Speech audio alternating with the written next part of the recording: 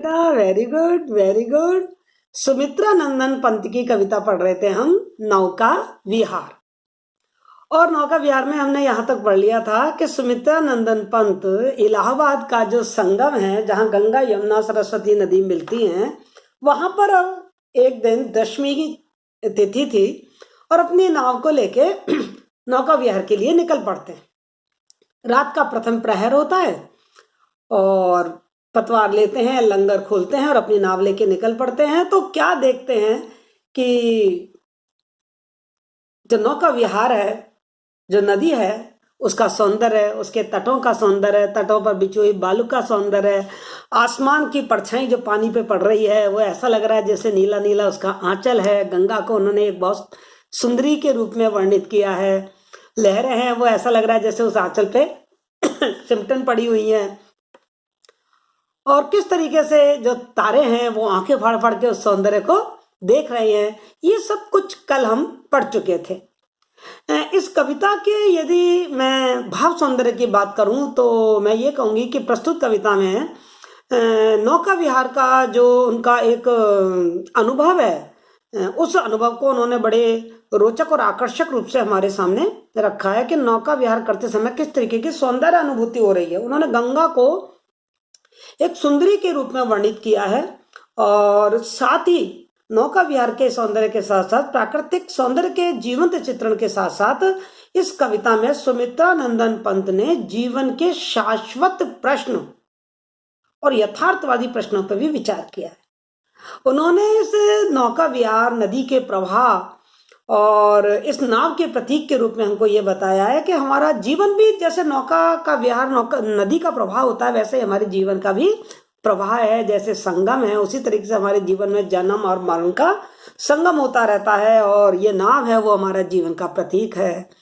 और जो घाट पे हम पहुंच जाते हैं वो हमारे जीवन का ठहराव है। जीवन रुकता नहीं है, जैसे नदी नहीं रुकती ऐसे जीवन भी नहीं रुकता। एक जीवन खत्म होता है, दूसरा जीवन आ जाता है, दूसरा का जीवन खत्म होता है, तीसरा जीवन आ जाता है, लेकिन ये सृष्टि निरंतर चलती रहती है।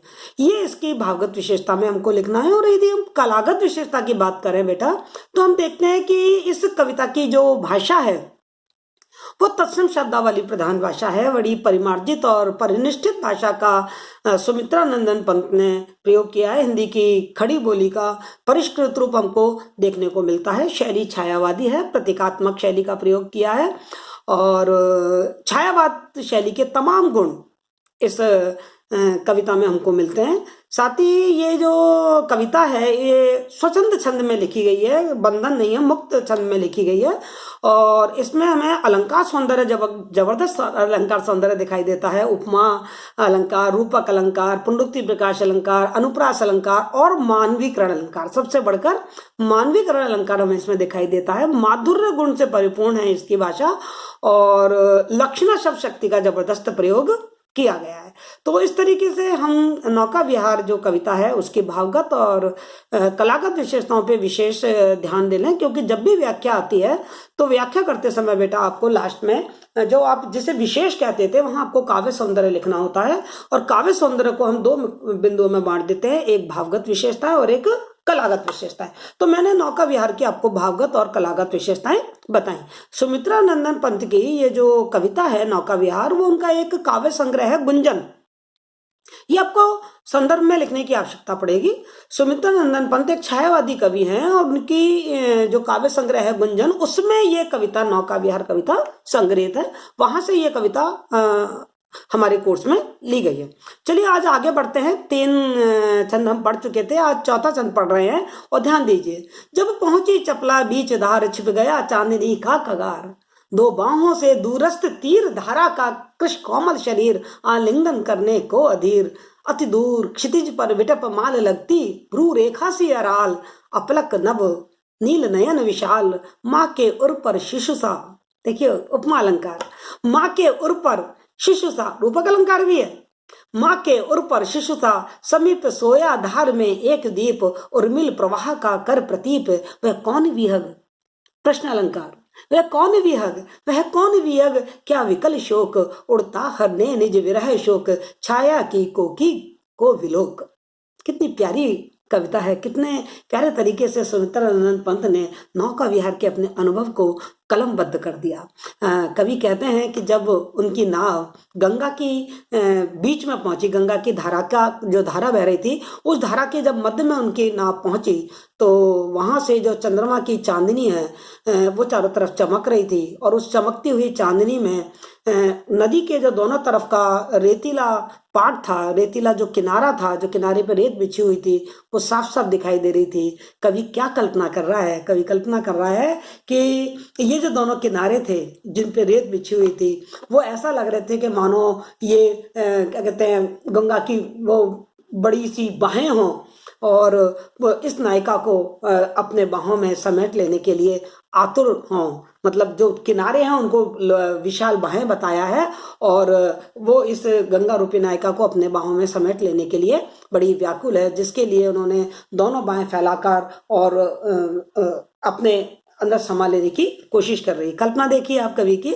और कवि कह रहा है कि नदी के किनारे दूर दूर तक काफी सारे पेड़ लगे हुए हैं और वो जो पेड़ है वो ऐसा लग रहा है, देखो कल्पना, देखो कितनी गजब की कल्पना कर रहा है कवि। कि कल्पना क्या कर रहा है कवि कि जो पेड़ है वो ऐसा लग रहा है कि जैसे इस नदी की विशाल तिरछी भुएं हों, ये तिरछी भुएं हों और जो धरती को एकटक निहार रही हों। साथ ही जब कभी अपनी नाव को खेता खेता हुआ नदी की धार में जा रहा है तो उस नदी की धार में एक द्वीप दिखाई देता है। द्वीप समझते हैं आप? जो पानी, वो भूमि का टुकड़ा जो चारों तरफ से पानी से घिरा हुआ हो। तो नदी के बीच में उनको इस तरीके का एक भूमि का टुकड़ा दिखाई देता है जो चारों तरफ से पानी से घिरा हुआ है और वो द्वीप उनको दिखाई देता है। तो उस द्वीप से जब लहरें टकराती हैं तो वो वापस विपरीत दिशाओं में आती हैं। और उस द्वीप को देखकर कवि कल्पना कर रहा है कि वो द्वीप ऐसा लग रहा है कि जैसे कोई बच्चा अपनी माँ की छाती से चिपटकर सो रहा हो। ऐसा वो, मतलब नायिका, गंगा को नायिका बताया, माँ बताया, और द्वीप को एक छोटा सा बच्चा बताया कि जो अपनी माँ की छाती से चिपटकर सो रहा है। और आसमान में पक्षी उड़ रहे हैं उसी समय। तो कवि उन पक्षी को देखकर कल्पना कर रहा है और प्रश्न पूछ रहा है कि ये पक्षी कौन है? ये कौन है पक्षी? विहंगवाणी, ये वेहग कौन? ये पक्षी कौन है? अरे कहीं ये चकवा पक्षी तो नहीं है जो बार बार इस नदी के ऊपर आसमान में उड़ रहा है? क्योंकि चकवा जो पक्षी है वो अपनी चकवी को ढूंढ रहा है और वो अपनी परछाई इस पानी में देख रहा है। और जब अपनी परछाई को इस पानी में देख रहा है तो उसे लग रहा है शायद ये मेरी चकवी है, इसलिए वो बार बार इस नदी के ऊपर उड़ रहा है। इस तरीके से जो कवि है वो कल्पना कर रहा है कि जो चकवा है वो अपनी विरह वेदना को मिटाना चाह रहा है और चारों तरफ वो पक्षी उत्साह के साथ, व्याकुलता के साथ उस चकवी को देखना चाहता है और मिलना चाहता है। इस तरीके से कवि ने नौका विहार के सौंदर्य का और उसके आसपास का जो वातावरण है, आकाश में जो पक्षी हैं और जो द्वीप है उस नदी में, उसके सौंदर्य का वर्णन उन्होंने किया। Are you getting me? चलें आगे।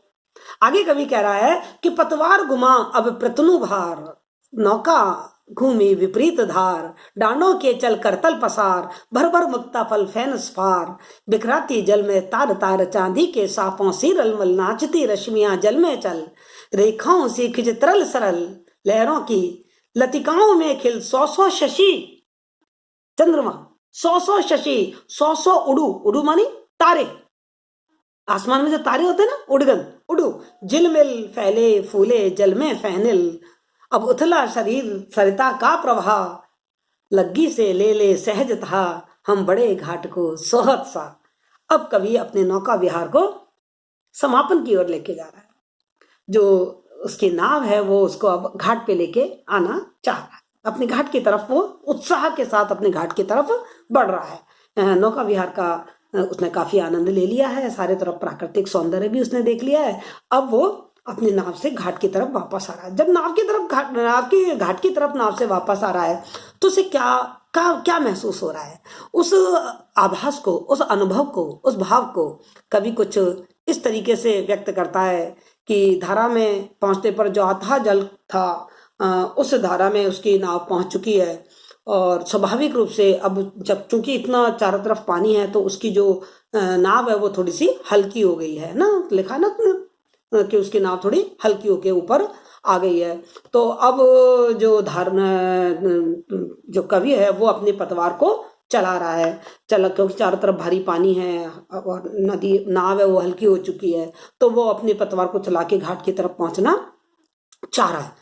जब वो अपनी पतवार को गंगा की धारा के विपरीत दिशा में खेल रहा है, क्योंकि अब वो लौट के जाना चाह रहा है। देखो ध्यान दीजिए, यहाँ पर विपरीत दिशा की तरफ खेल रहा है। बेटा हमारे जीवन में भी बहुत बार विपरीत परिस्थितियां आती हैं, और उन विपरीत परिस्थितियों से लड़कर किस तरीके से हम समस्या के समाधान तक पहुंचते हैं, यहाँ कुछ इस तरीके के भाव व्यंजित हो रहे हैं। तो विपरीत दिशा में वो अपनी नाव को खेता हुआ और घाट की तरफ आ रहा है, तो बीच में क्या लग रहा है कि जैसे जब वो पतवार से पानी को खे रहा है तो पानी में चारों तरफ झाग उठ रहे हैं। एक तो लहर है, लहर का प्रवाह है, ऊपर से जब वो पतवार से पानी को हटा रहा है तो क्या हो रहा है, झाग उठ रहे हैं। और उन झागों को देख के कवि क्या कल्पना कर रहा है, कवि ये कल्पना कर रहा है कि जैसे आसमान के जो तारे हैं, तारे जो मोती रूपे तारे हैं, वो तारे टूट के गंगा नदी में गिर गए हैं, और गंगा नदी अपने हाथों में, अपने हथेलियों में उन मोतियों को उठा उठा के समर्पित कर रही है। उन झाग को उसने क्या बताया, मोती बताया। और वो मोती काहे के हैं, जैसे सितारे टूट के नीचे आ गए हैं और वो मोती भर भर के समर्पित कर रहे हैं, ऐसा कवि को महसूस हो रहा है ना। और उस सौंदर्य को उन्होंने इस तरीके से हमारे सामने वर्णित किया है। और पतवार चलाने के कारण नदी में जो लहरें हैं वो लहरें उठ रही हैं। कवि को वो लहरें ऐसी लग रही हैं क्योंकि चांदनी है ना, तो चांदनी के कारण चारों तरफ चांदी की सी चमक फैली हुई है। तो जो लहरें हैं ना, वो ऐसा लग रहा है जैसे चांदी की चमकते हुए कोई सांप हो। क्योंकि सांप भी लहराता हुआ चलता है और लहर भी इस तरीके से लहराती हुई चलती है, और चूंकि चांदनी की परछाई पड़ रही है तो वो बिल्कुल चांदी के से सांप प्रतीत कवि को हो रहे हैं।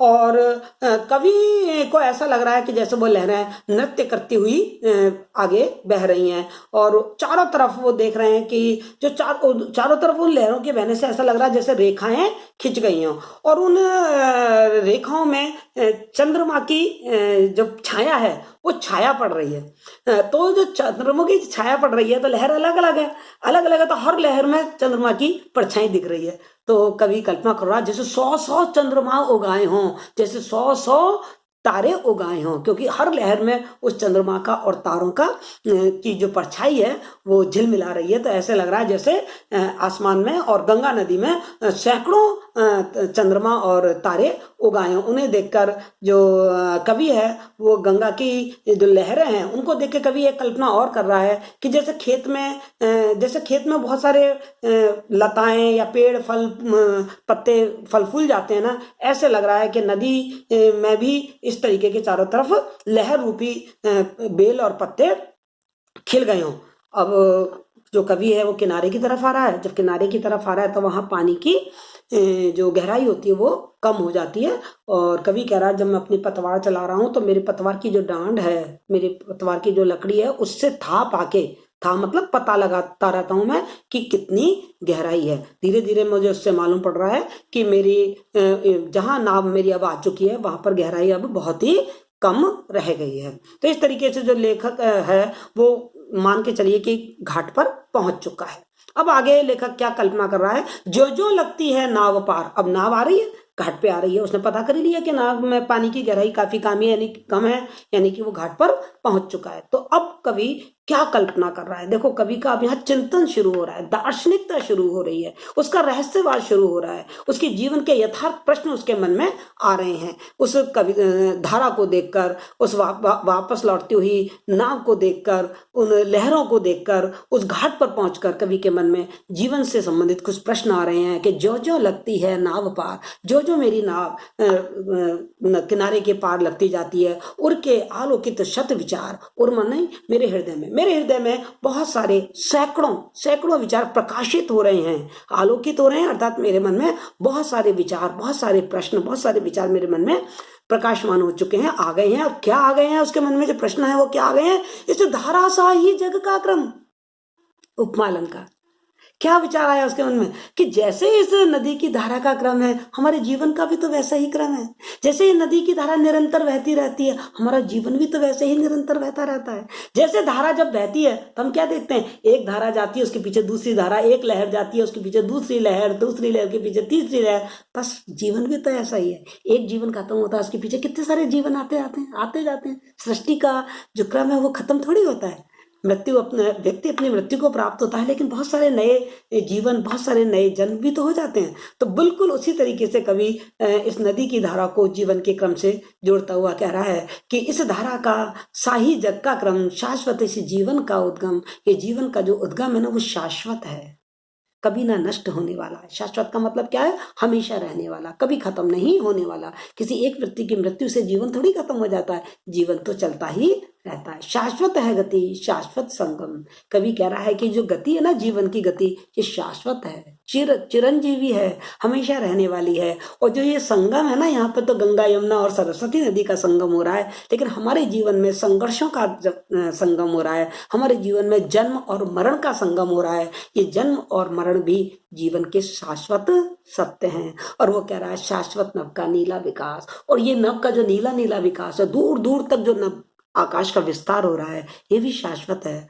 अर्थात कभी ना समाप्त होने वाला है। शाश्वत शशि का ये रजत हास और चंद्रमा का जो हास्य है, जो चांदनी है, जो चारों तरफ चांदनी चमक रही है, जैसे कवि उसकी हंसी बता रहा है, ये भी शाश्वत है, अर्थात कभी ना खत्म होने वाली है। शाश्वत लघु लहरों का विलास। और जो मैं ये लहरें देख रहा हूँ छोटी छोटी, और लहरों का जो खेलना है, इनका जो विलास है, ये भी कभी नहीं खत्म होने वाला है। लहर किसका प्रतीक है, हमारे एक जीवन का है जग जीवन के कर्णधार, हे जग जीवन के कर्णधार, चिर जन्म मरण के आर पार। और वो ईश्वर से संबोधित करते हुए कह रहा है कि हे ईश्वर, तुम हमारे जीवन के कर्णधार हो, अर्थात तुम हमारे जीवन के रचयिता हो, इस जीवन के पालनहार हो, इस जीवन के सृष्टिकारक तुम हो, पालनहार तुम हो, और इस जीवन के संहारक भी तुम ही हो। चिर जन्म मरण के आर पार, जन्म के आर और पार तुम सब जगह विराजमान हो। शाश्वत जीवन नौका विहार। और ये जो नौका विहार है ना, जो जीवन का प्रतीक है, ये भी शाश्वत है, अर्थात जीवन कभी मरता नहीं है, जीवन तो हमेशा चलता ही रहता है। और कवि कह रहा है कि जब मैं ये नौका विहार कर रहा था तो मैं भूल गया अस्तित्व ज्ञान। इस नौका विहार को करते करते मैं अपने आप को भूल गया, मैं अपना अस्तित्व भूल गया कि मैं सुमित्रानंदन पंत हूँ, कि मैं एक इंसान हूँ। मैं अपने अस्तित्व को भूल गया, इसके सौंदर्य में खो गया, जीवन के चिंतन में खो गया। जीवन का यह शाश्वत प्रमाण, और यही इस जीवन का प्रमाण है कि मैं रहूं या ना रहूं। मतलब मैं अपना अस्तित्व ज्ञान खो चुका था, फिर भी मुझे जीवन चल रहा था मेरा। तो बस ये इसी शाश्वत जीवन का प्रमाण है कि मैं रहूं या ना रहूं, लेकिन ये जीवन तो सदैव चलता रहेगा, करता मुझको अमृतत्व दान। और यही जो प्रमाण है कि जीवन हमेशा चलता रहेगा, ये मुझे अमृतत्व प्रदान कर रहा है। अर्थात मनुष्य अमर है। एक मनुष्य मर जाए, दूसरा मनुष्य आता है, दूसरा मर जाए, तीसरा आता है, तो मनुष्य तो क्या है, अमर है। हाँ, एक जीव मरणशील है, लेकिन जो मनुष्य है, जो मानवता है, जो मानव जाति है, वो मानव जाति अमर है। तो कवि ने यहाँ अपने आप को अमर कहा है। क्यों अमर कहा है? क्योंकि कवि अपने आप को सुमित्रा नंदन पंत नहीं मानता है, कवि अपने आप को एक मानव मानता है। और मानव जो इस जीवन सृष्टि में अमर है, अमरता से जो अपने जीवन को जी रहा है। इस तरीके से बेटा हमने सुमित्रा नंदन पंत की इस कविता को देखा।